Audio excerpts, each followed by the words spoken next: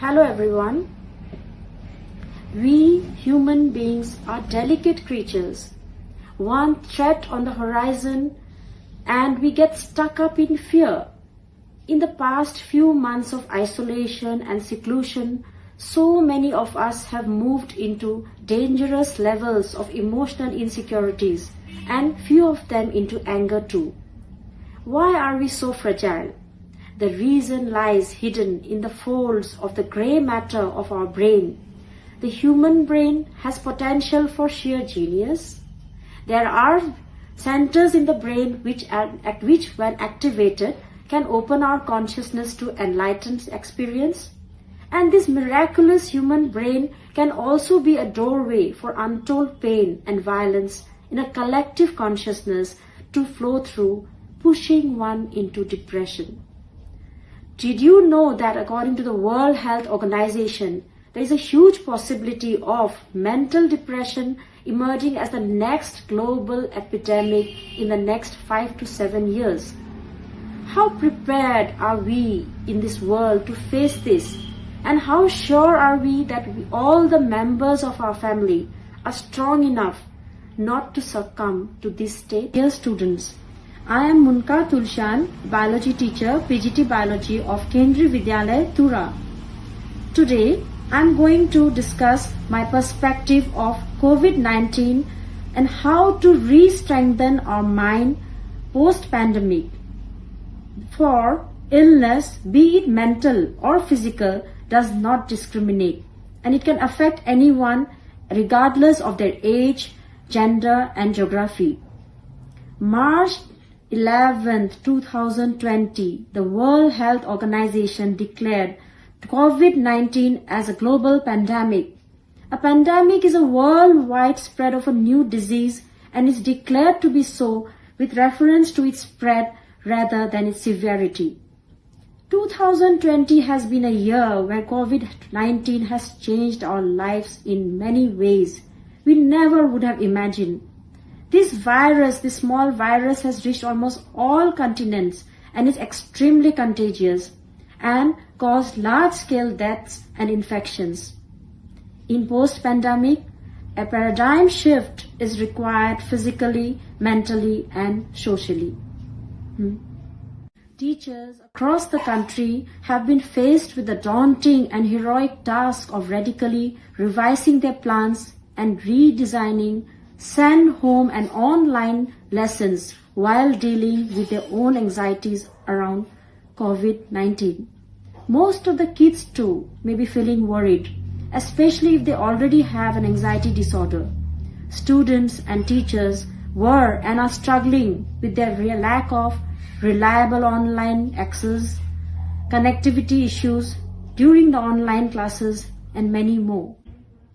Even after reopening of the educational institutions phase-wise and everything going on around us with COVID-19, many are feeling hopeless, overwhelmed, angry, sad, and this is disrupting our daily lives drastically. Although the amount of impact is different for different people, everyone is still affected to one degree or the other, physically or mentally. And as cities around the world enforce quarantines and many people are encouraged or mandated to stay at home, it's crucial to view the situation as an opportunity rather than a burden. Yes, these are challenging times, but if we can shift our perspective, we will transform what we approach what is happening. Fortunately, there are things we can do to help kids cope up. But first, parents and teachers and other caregivers must ease their own concerns.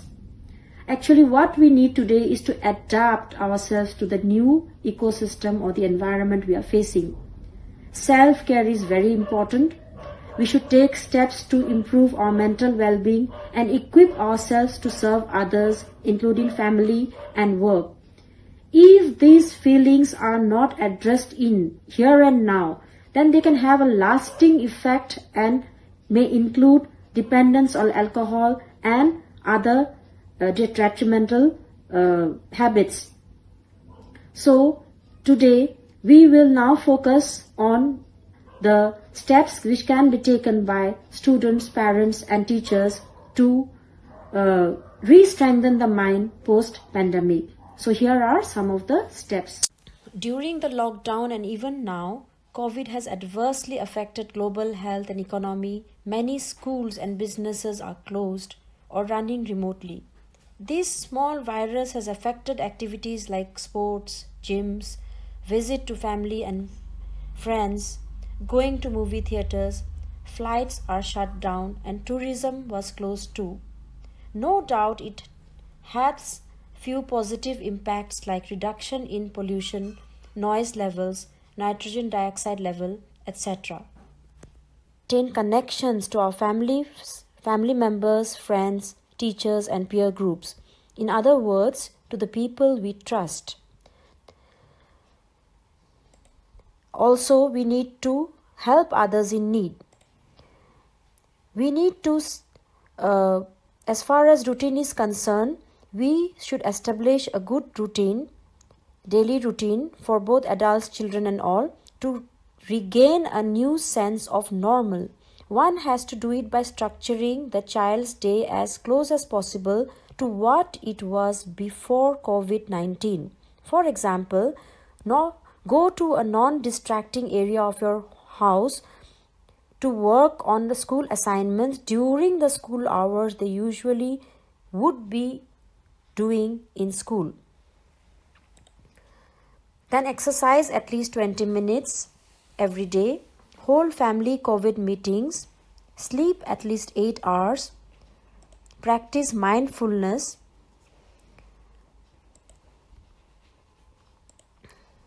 Correlate emotions and responses to stress.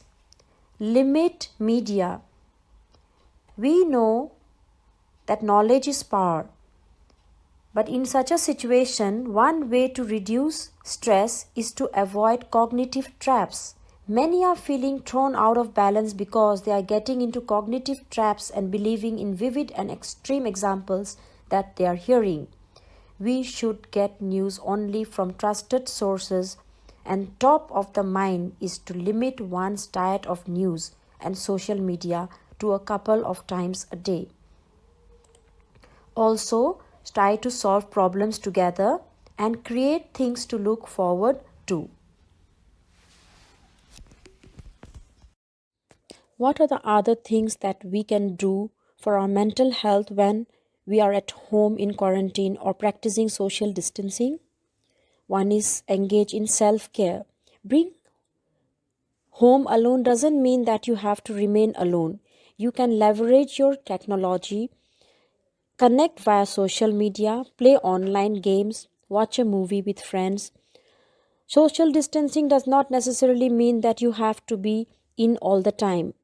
Go to nearby parks, go for a walk, exercise, run or bike. Enjoy the fresh air.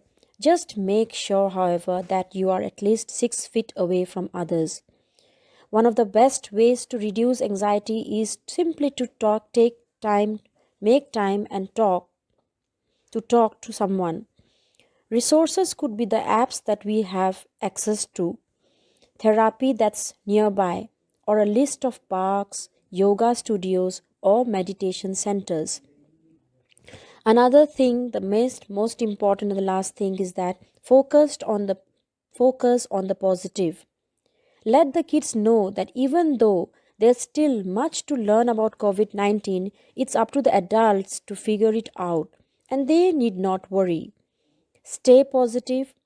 Talk about all the things people are doing together to help each other and stay healthy.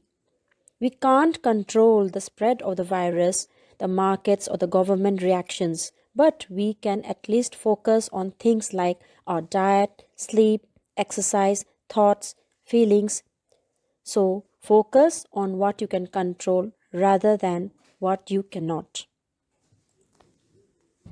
Having the right tools to deal with these emotions is essential.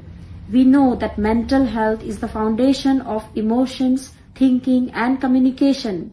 We must make sure that we bring about lifestyle changes in us, such as good nutrition, some kind of physical activity, be it walking, yoga, jogging or dancing, and adequate sleep, which can add a lot to our recovery. With the right support and tools, anyone can live well. It is entirely possible to re-strengthen our mind and have a good mental health. Let us all fight this and keep in mind the protocols and believe that we shall all overcome. Thank you.